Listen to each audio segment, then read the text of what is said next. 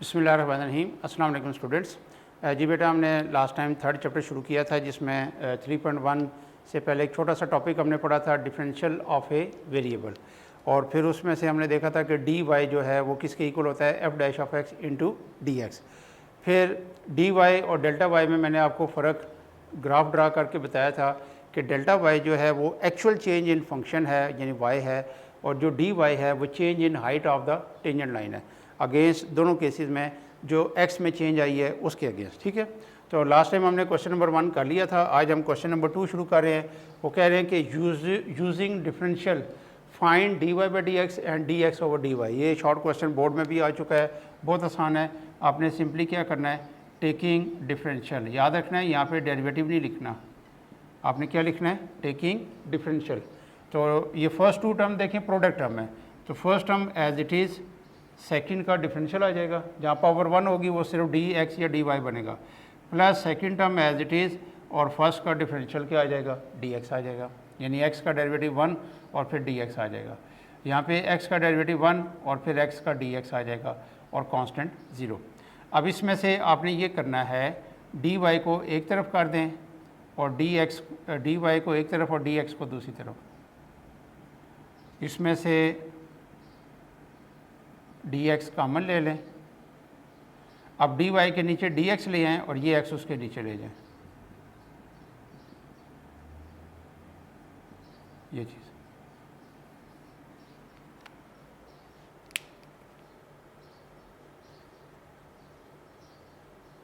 ठीक है, एंड इसी का रेसिप्रोकल आ जाएगा, D x over D Y is equal to minus time X over Y plus 1। अब सेम पैटर्न है, यहाँ देखें, टेकिंग डिफरेंशियल एक्स की पावर 4 क्या हो जाएगा, 4x क्यूब और फिर D X plus 2y D Y. अब राइट साइड से लेफ्ट साइड पे तो सिंगल सिंगल टर्म थी, राइट साइड पे अब प्रोडक्ट टर्म है, तो first term as it is, second का जब डिफरेंशियल लेंगे तो वाई स्क्वायर से 2y आ जाएगा उसका डेरिवेटिव, फिर D Y plus Y square as it is, और x का डेरिवेटिव 1 हो जाएगा और फिर x के साथ डी एक्स, यानी x का डिफरेंशियल डी एक्स आ जाएगा जो उसके साथ आएगा। अब इसमें देखें, चलें एक स्टेप हम इसको ज़रा लिख लेते हैं।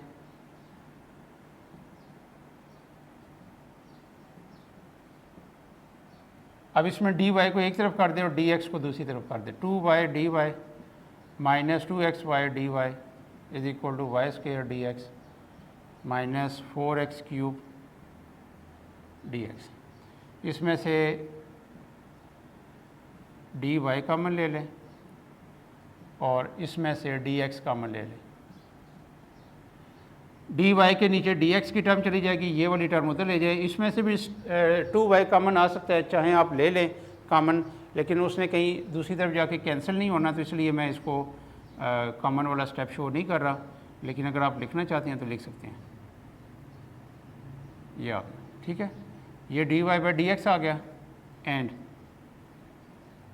D x over D y क्या होगा, 2y minus 2xy divided by y square minus 4x cube, ये आ गया। ठीक, बिल्कुल आसान से क्वेश्चन।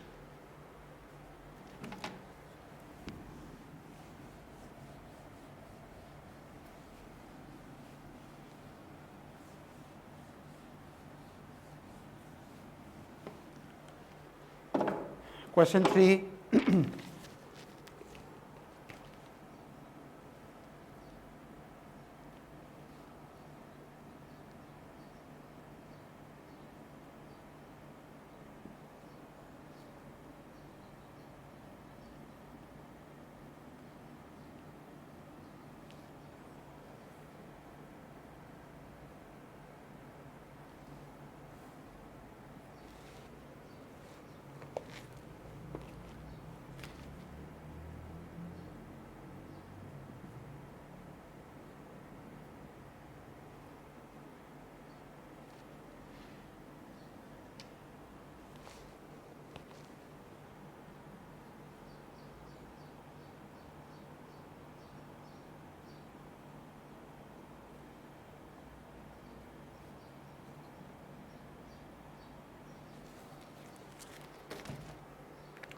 जी बेटा, अब ये देखें उसने मेंशन किया हुआ है use differential to approximate the value, यानी एग्जैक्ट वैल्यू नहीं कह रहा क्या बनती है, अप्रॉक्सीमेट वैल्यू। तो अप्रॉक्सीमेट का जब भी वो कहेगा कि फाइंड करें तो हमेशा हम डी वाई फाइंड करेंगे, जब वो कहेगा कि एक्चुअल वैल्यू फाइंड करें तो फिर डेल्टा वाई फाइंड करेंगे।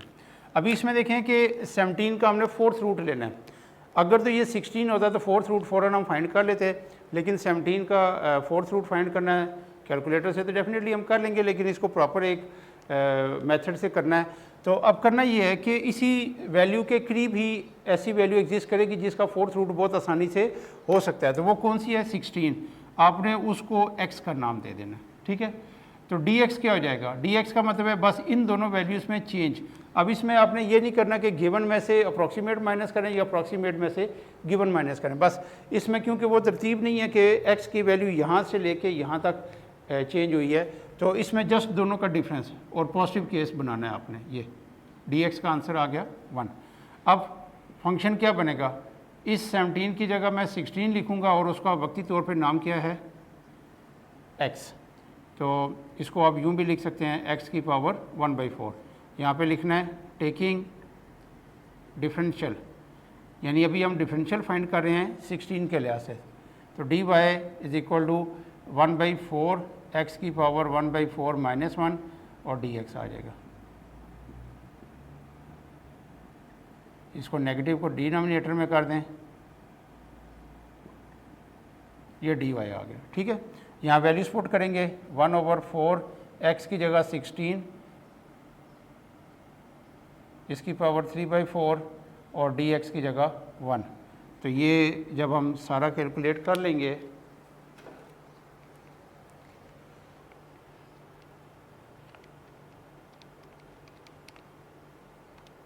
ये आ जाएगा 0.03125। ये वो वैल्यू है जो 16 के फोर्थ रूट और 17 के फोर्थ रूट में डिफरेंस है, ठीक है। तो अब आपने आखिर में क्या करना है, आखिर में इस क्वेश्चन को दोबारा लिखें, ये इक्वल टू होगा y, इक्वल टू होगा y। अब आपने अगर सपोज वैल्यू ओरिजिनल से कम ली है तो इस y में dy ऐड कर दें। अगर आपने सपोज वैल्यू ओरिजिनल से ज़्यादा ले ली है तो फिर dy आखिर में क्या करना है, माइनस करना है, ठीक है। अभी क्योंकि 17 था गिवन वैल्यू वो बड़ी है और 16 जो हमने सपोज की है वो कम है, तो dy ऐड होगा। फ़र्ज़ कर लें यहाँ पे 15 का वो कहता फोर्थ रूट फाइंड करें, तो उस केस में फिर सपोज वैल्यू बड़ी हो जाती, तो यहाँ पे आखिर में आके मैं dy को क्या करता, माइनस कर देता। अब y की जगह आप क्या लिखोगे, y की जगह यही है x की पावर 1/4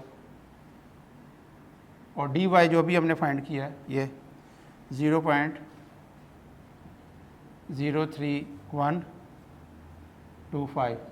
अब x की जगह क्या करेंगे, x की जगह हम लिखेंगे 16 की पावर 1/4 प्लस दिस वन, तो ये सारा फाइनल आंसर आ जाएगा 2.03125। ये क्या आ गया, ये 17 का फोर्थ रूट आ गया। आप इसको कैलकुलेटर से चेक करेंगे तो यही आंसर होगा।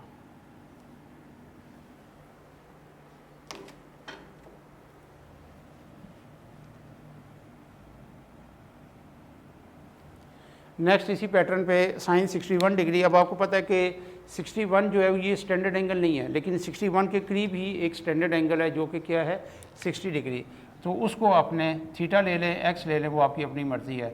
तो dx क्या आ जाएगा, 61 - 60 इज इक्वल टू 1 डिग्री, और 1 डिग्री को आप लिख सकते हैं π/180, ठीक है जी। देयरफॉर फंक्शन हमारा आ गया y is equal to sine, और इसकी जगह क्या लिखना है x, और वक्ती तौर पे हम x को क्या लेके जा रहे हैं 60 डिग्री, टेकिंग डिफरेंशियल।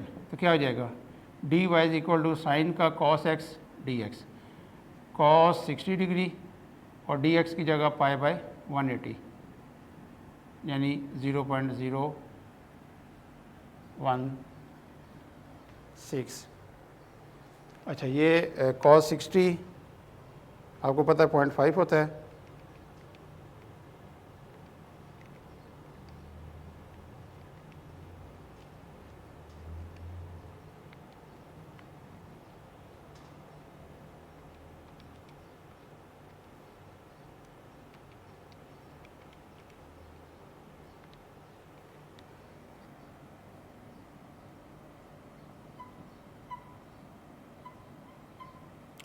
ये आ गया 0.0087 dy, ठीक है। नाउ अब देखें, जब मैं ओरिजिनल क्वेश्चन लिखूंगा साइन 61 डिग्री, तो 61 डिग्री बड़ी वैल्यू है और अप्रॉक्सीमेट वैल्यू छोटी है, तो y में फिर क्या होगा, dy ऐड हो जाएगा।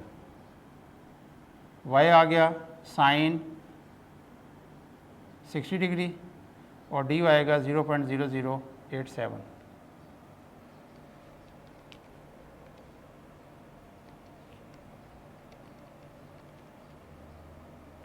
ये आ गया 0.8747, ठीक है जी, ये आ जाएगा।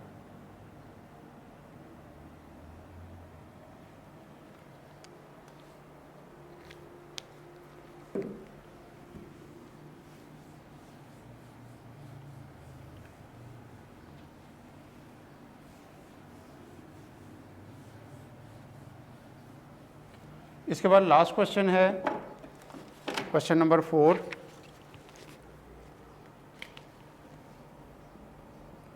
वो कह रहे हैं कि find approximate increase in volume, यानी डी वी फाइंड करें। Length of each edge of a cube is equal to 5 और जो चेंज आएगी इसको अगर हम x कह दें तो चेंज जो आ रही है वो है 5.02, यानी 5 से 5.02 जा रही है, तो ये आ गई 0.02, ये चेंज आ गई।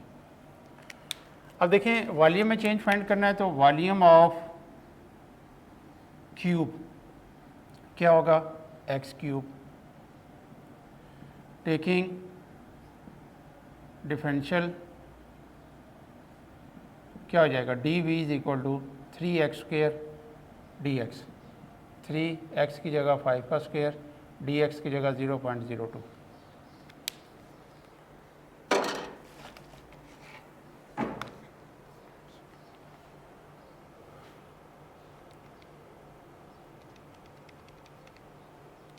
जी 1.5 क्यूबिक यूनिट, यानी अगर क्यूब की लेंथ ईच एज की 5 है तो इसका वॉल्यूम कितना होगा, 125। अगर ये 5.02 हो जाती है हर लेंथ, तो फिर कितना हो जाएगा, डेफिनेटली क्योंकि लेंथ इंक्रीज़ हुई है हर उसकी एज की, तो वो 125 से थोड़ा सा ऊपर जाएगी। तो कितना ऊपर जाएगी, 1.5 अप्रॉक्सीमेटली, यानी 126.5 तकरीबन ये आंसर आता है, ठीक है। तो ये छोटी सी एक्सरसाइज थी, आज हमने इसको कंप्लीट कर लिया है। तो अब जो असल हमारा टॉपिक है चैप्टर 3 का इंटीग्रेशन, वो इंशाल्लाह हम नेक्स्ट लेक्चर नंबर 3 से शुरू करेंगे। तो ये शुरू के जो लेक्चर्स हैं ये आपने बहुत ध्यान से देखने हैं, यानी स्पेशली लेक्चर 3 से ऑनवर्ड, क्योंकि इसमें सारी बेसिक मैं आपको समझाऊंगा कि इंटीग्रेशन में कैसे आपने स्टार्ट लेना है, उसकी सबसे आसान फॉर्म से मुश्किल फॉर्म की तरफ हम कैसे जाएंगे। तो उसके लिए ज़रूरी है कि चैप्टर 2 की जो डिफ्रेंशिएशन वाला टॉपिक है वो आपको क्लियर हो, उसके जितने भी फार्मूलाज आपने पढ़े हैं, डिफ्रेंशिएट करने का तरीका आपको पता आना चाहिए। अगर चैप्टर 2 क्लियर होगा तो याद रखना इंटीग्रेशन समझ आएगी। अगर चैप्टर 2 आपका मिक्स है, कच्चा पक्का है या बिल्कुल नहीं आता, तो फिर इंटीग्रेशन भूल जाएं कि कभी आपको समझ आएगा, क्योंकि उसमें कई स्टेप्स ऐसे होंगे जो डायरेक्ट मैं लिख दूंगा जी कि ये चीज़ आपने वहाँ पे ऐसे पढ़ी थी, अब इसको रिवर्स करेंगे तो ये यूँ आ जाएगा, तो एकदम क्वेश्चन ख़त्म हो जाएगा, कंप्लीट हो जाएगा। तो आप कहेंगे ये क्या होगा, ये उसी सूरत में फिर समझ आएगी जब आपको डिफ्रेंशिएशन की सही समझ आई होगी और आपको उसके ऊपर सही ग्रिप होगी और उसके सारे फार्मूलाज आपको याद होंगे। वैसे तो तकरीबन मैक्सिमम फार्मूलाज मैं साथ ही रिवाइज भी कराता जाऊँगा इंटीग्रेशन में, तो वो इंशाल्लाह फिर देखेंगे नेक्स्ट लेक्चर में। टिल देन अल्लाह हाफिज़।